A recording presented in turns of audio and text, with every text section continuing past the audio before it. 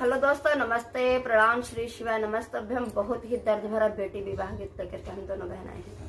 गीत अच्छा लगेगा तो लाइक से सब्सक्राइब करेगा, फ्लैट के साथ सपोर्ट करेगा, देखेगा। बहुत इसमें बहुत ही दर्द भरा गीत है। अगर लास्ट तक जरूर सुनिएगा। अगर अच्छा लगेगा तो लाइक से सब्सक्राइब करेगा, फ्लैट के साथ सपोर्ट करेगा। थोड़ा थोड़ा हम लोगों को प्यार दुलार आशीर्वाद दीजिए। हम लोगों को भी सपोर्ट की ज़रूरत है। थोड़ा थोड़ा आप लोग सपोर्ट करिएगा तो हम लोग भी आगे बढ़ जाएंगे। हेलो दोस्तों, मैं कंचन अपने यूट्यूब चैनल पर आप सभी का स्वागत करती हूँ। हम दोनों बहन बेटी विवाह गीत लेकर आए हैं। गीत अच्छी लगे तो लाइक शेयर सब्सक्राइब और कमेंट करके जरूर बताना गीत कैसी लगी।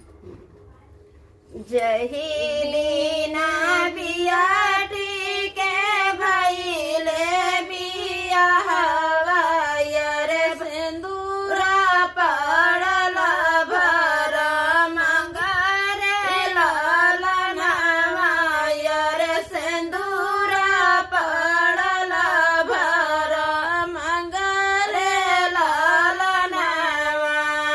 जय दीना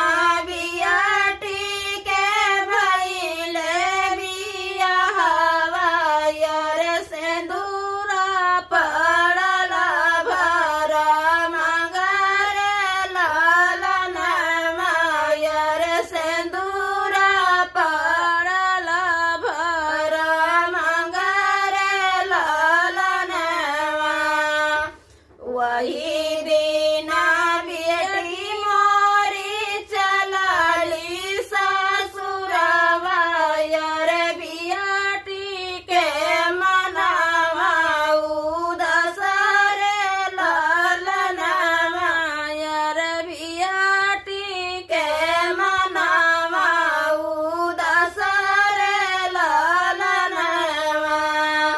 वही दीना